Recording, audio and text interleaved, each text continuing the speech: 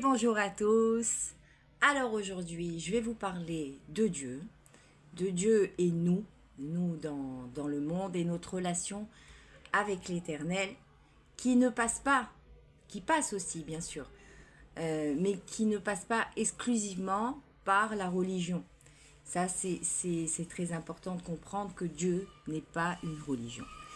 Et donc, dans tout ça, par rapport à tout ce qui se passe aujourd'hui, on entend beaucoup de choses sur ce que c'est le jugement dernier ou le jugement de Dieu qui va venir et qui va condamner des peuples, enfin, ou des choses terribles. Euh, En fait, tout ça, il faut bien comprendre que le jugement, il est en cours. Le jugement, il est en cours. Alors, qu'est-ce que ça veut dire? Ça ne veut pas dire que Dieu, il regarde le peuple. Il ne va pas juger des peuples ou des religions ou ce genre de choses. Non. Dieu, il est en chaque cœur. Donc, il est son œil, si on peut appeler ça comme ça, son œil, il est dans le cœur de chacun.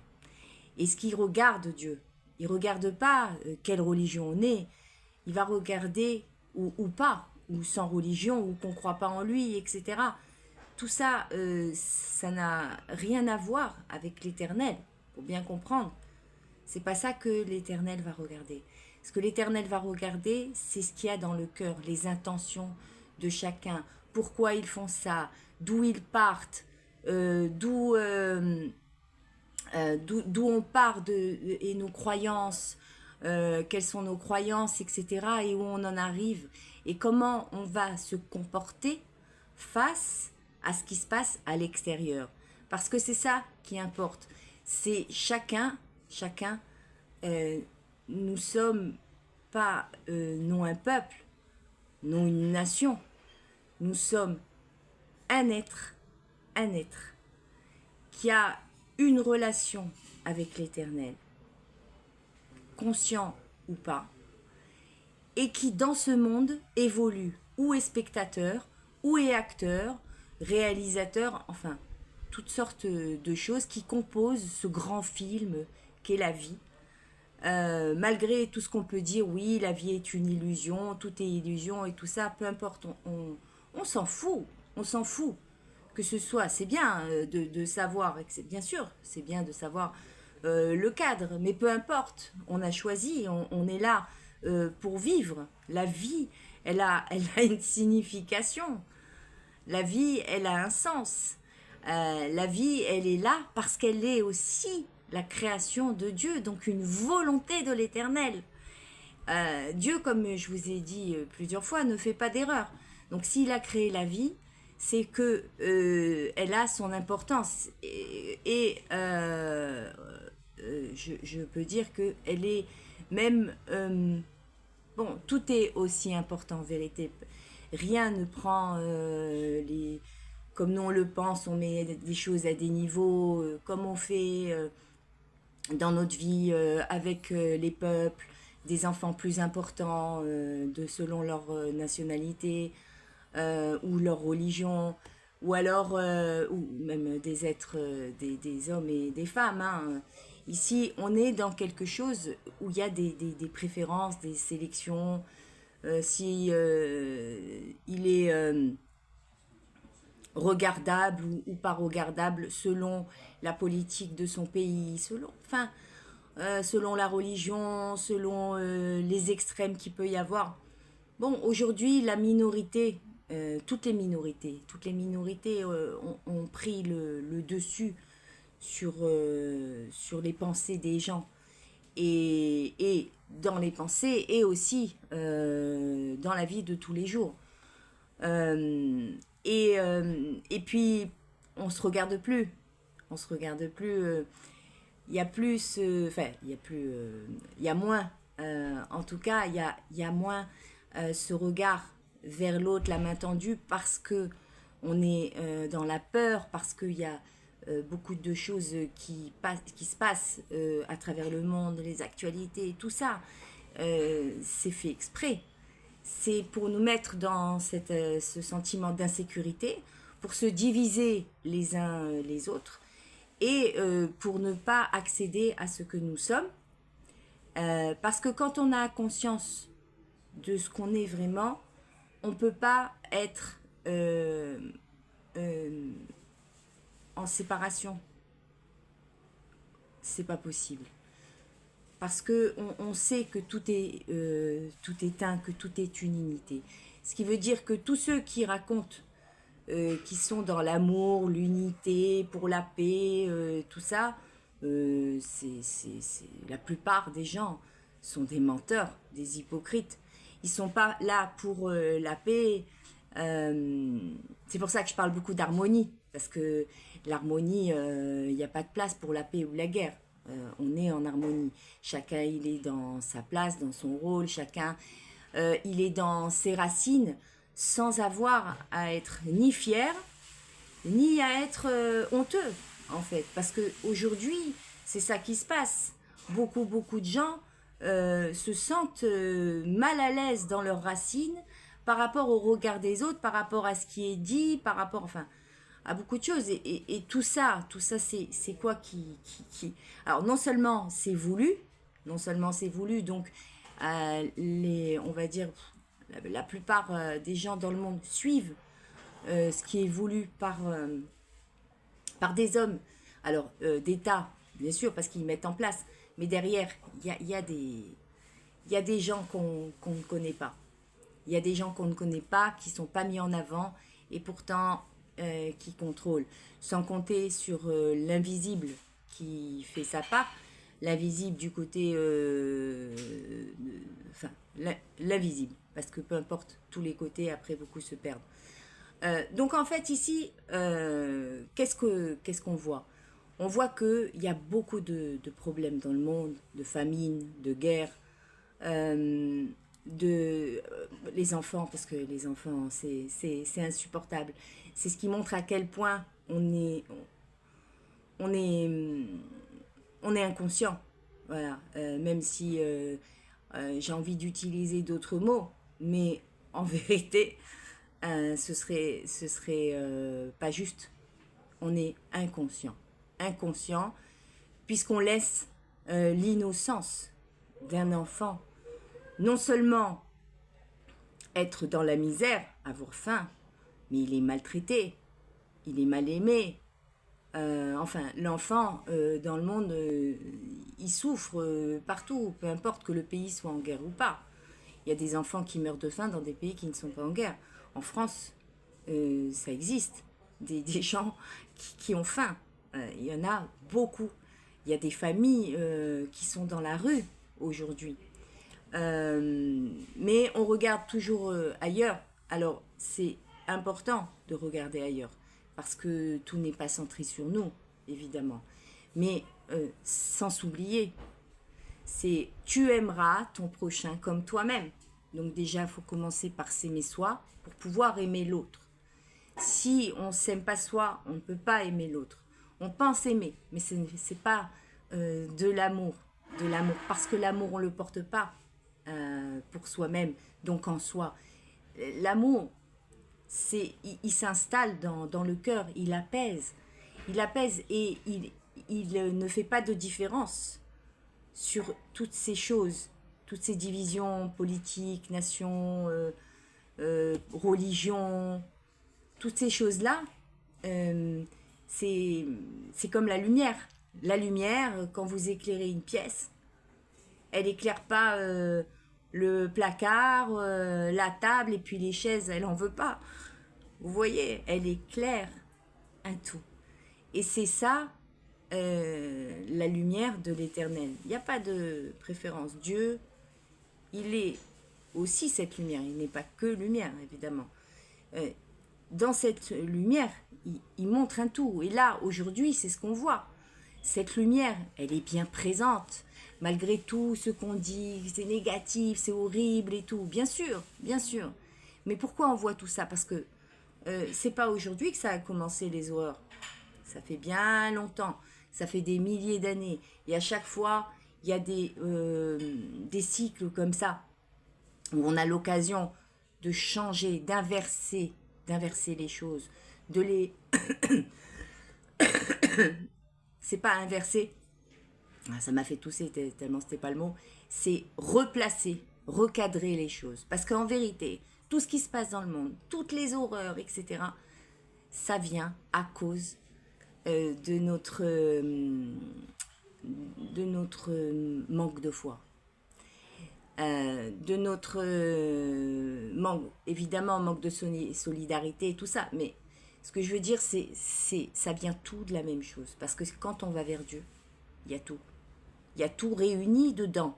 En fait, c'est aller vers Dieu, marcher avec l'Éternel dans sa justice, dans ce que ça implique, ce un.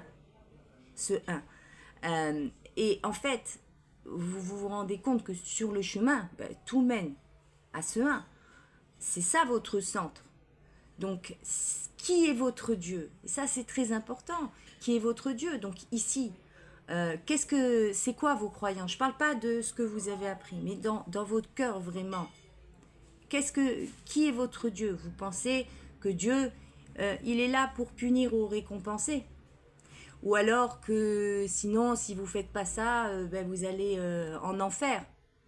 Et donc, ou alors vous gagnez des points pour aller au paradis parce que vous pensez que vraiment, que Dieu n'est pas dans les cœurs, qu'il ne sait pas à la seconde ce qu'on vit, quelle est notre intention, pourquoi on le fait. C'est comme des enfants qui vont faire cacher devant leur maman et leur papa, mais ils pensent qu'ils ne le voient pas alors qu'ils se sont mis juste derrière le meuble. Oui, même pas. Le meuble, il est transparent pour l'Éternel. En fait, c'est le prendre pour un con, tout simplement, même si ça va pas être fait de cette manière. Mais qu'est-ce que vous pensez? Vous pensez pouvoir cacher à Dieu? C'est comme j'avais vu des gens qui sont religieux et qui, par exemple, pendant le ramadan, qui ne faisaient pas le ramadan, mais devant les autres, ils le faisaient. Ou alors Kippour, le grand pardon, qui ne faisait pas Kippour, mais qui venait à la synagogue et qui faisait semblant. Ou d'autres, hein, des chrétiens, c'est pareil, selon leur... ils montrent une face qui ne sont pas. Mais en fait, à qui ils montrent ça? Ils montrent pas. Enfin, on peut pas arnaquer Dieu, quoi. Hein? Ici, c'est quoi? C'est par rapport donc au regard de l'autre. Ce qui veut dire que, en vérité, il n'y a pas de croyance en Dieu. Il n'y a pas de croyance en Dieu. Parce que quand on va vers l'Éternel, et encore, ici je parle de croyance, parce que dans la croyance, il y a un doute. C'est pour ça qu'il y a de la croyance. Il y a un doute, mais qui tend vers le non, quoi. Voilà, plus vers le non. Et il y en a, ils tendent plus vers le oui. Et il y en a, ils tendent vers le oui sans certitude, mais ils deviennent extrémistes, fous, non pas de Dieu, mais de leur pensée, de ce qu'ils pensent avoir compris, et donc l'imposer à l'autre. Donc déjà, c'est qu'ils n'ont rien compris, parce que Dieu n'a jamais dit qu'il fallait faire un uniforme, jamais, jamais. Mais il y a plein qui pensent que non, tout le monde va devenir comme ça, parce que c'est ça la vérité. Mais non seulement vous vous trompez, ça c'est sûr. Non seulement vous vous trompez parce que Dieu n'est pas un uniforme, sinon il n'aurait pas fait cette diversité. Nous ne sommes pas les réparateurs de Dieu. Hein, on n'est pas là pour corriger ses erreurs. On est là pour corriger les nôtres, en fait. Les nôtres. Pour s'élever. Ici, je parle dans la matière, c'est-à-dire, en fait, on devient humain. C'est l'esprit et l'âme qui amène ce corps à devenir un être humain, puisque au départ, sinon c'est un corps animal, avec un esprit animal, qui est l'homme, la femme, bon. Et puis après, il y en a, ils vont rester tellement dans l'animalité qu'ils vont devenir des animaux dans leur comportement. Et ces gens-là, ils prennent des décisions, enfin... Vous savez tout ça, puis on en a déjà parlé, et le monde en parle assez comme ça. Moi, ce que j'ai envie, c'est me recentrer euh, sur l'Éternel. Parce que non seulement toutes ces religions, elles ont été faites pour qu'on aille vers qui? Vers Dieu. Vers Dieu. Nous dire que le Dieu de l'autre, c'est le même. C'est ça, Dieu est un. C'est pas non, j'ai donné qu'un message. Non, Dieu est un. Ça veut dire qu'il a donné pour tous. Non seulement ici, les textes, mais en dehors des textes. Et puis partout dans le monde, dans plein de religions différentes, il y a les messages de l'Éternel, des phases de l'Éternel.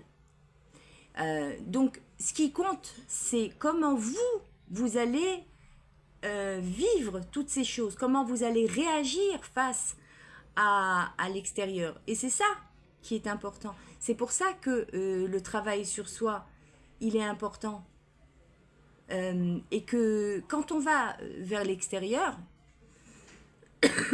c'est ça, aller vers Satan. Parce que Satan, il est représenté comme un serpent. Le serpent, il a une température, donc un thermostat extérieur. Il a, donc il va, son sang va, je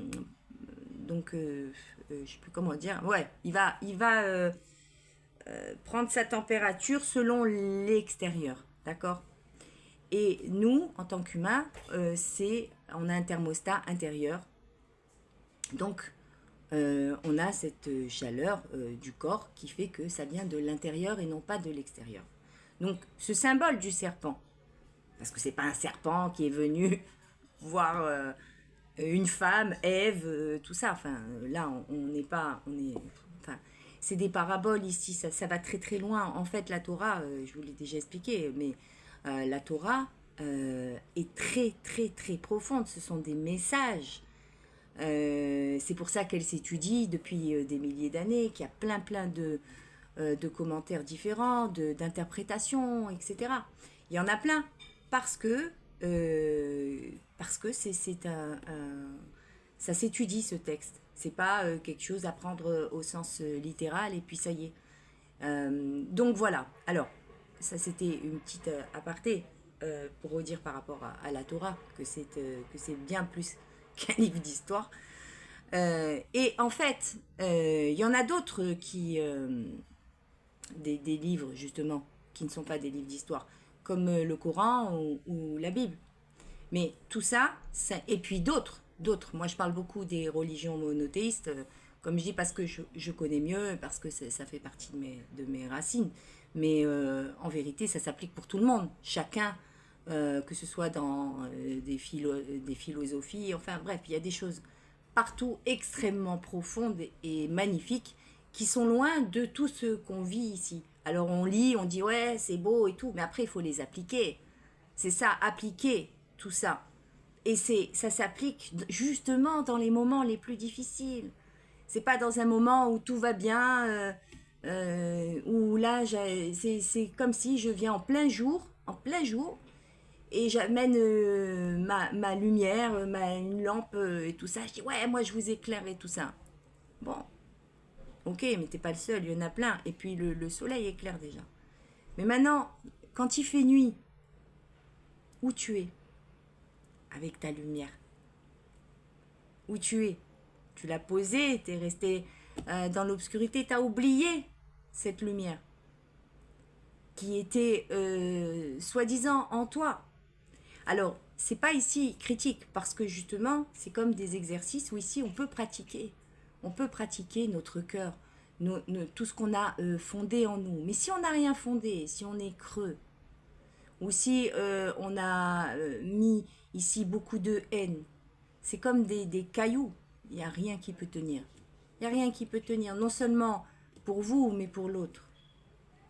Et donc, vous êtes dans le faux. C'est la vérité, c'est un chemin qui est difficile. Beaucoup disent l'amour, etc., c'est le monde des bisounours. Je rigole là. Parce que les bisounours, c'est eux en fait. C'est ceux qui ne font rien pour travailler sur eux. L'amour, c'est un chemin extrêmement difficile. Et justement, aimer, même pendant les temps de crise, et justement pendant, c'est pas même, c'est justement pendant les temps de crise. C'est ici où on aime et qu'on montre son unité et son cœur ouvert à l'Éternel. Sinon, si ça se passe pas dans ces moments, ça veut dire que c'est pas pénétré en vous, ça n'est pas en conscience, il faut recommencer, jusqu'à ce que vous voyez le monde comme où chacun est votre frère et votre sœur, sans regarder la politique, les religions, les nations, toutes ces choses en fait. On n'est pas là pour juger, on est là pour vivre et se réunir. C'est ça que nous demande l'Éternel. Se réunir, c'est ça qui nous sauvera. Parce que là, on est déjà sous le contrôle de beaucoup de choses, d'hommes, et sous tous les angles. Il y en a beaucoup, ils pensent qu'on peut sortir de là. Non, non, tout ça c'est voulu. Et nous, on suit. Donc c'est à vous de voir. La seule solution pour sortir de cette obscurité, c'est d'aller vers Dieu. C'est d'aller vers la lumière, unis, ensemble, se recentrer sur l'essentiel qui est Dieu. Il y a pas autre chose. C'est ça qui fera qu'on pourra installer un monde juste. Parce que quand on ira vers Dieu, on pourra se regarder dans les yeux avec confiance et être ensemble pour construire un monde pour tous, où les enfants n'auront pas faim, où les enfants ne seront pas maltraités ou violés. Parce que, je l'ai déjà dit, même là, il y a plein de choses que j'ai déjà dit, mais je me lasserai pas de le dire. Mais c'est dans les familles où il y a le plus gros problème. C'est pas à l'extérieur. C'est dans les familles où les enfants sont violés, sont utilisés, enfin, tellement de choses. C'est pour ça que faut savoir se recentrer sur soi, faire l'unité en soi, apaiser, ça apaise le cœur et ça nous recentre vers l'Éternel. Et en se recentrant vers l'Éternel, rien, absolument rien de tout ce qui se passe aujourd'hui ne pourrait être. Tout ce qui se passe aujourd'hui, c'est parce que nous y participons. Et bien comme il faut. Donc, écoutez, je vous souhaite une très belle journée. Que l'Éternel vous donne force et vous renforce. Et puis, à très vite.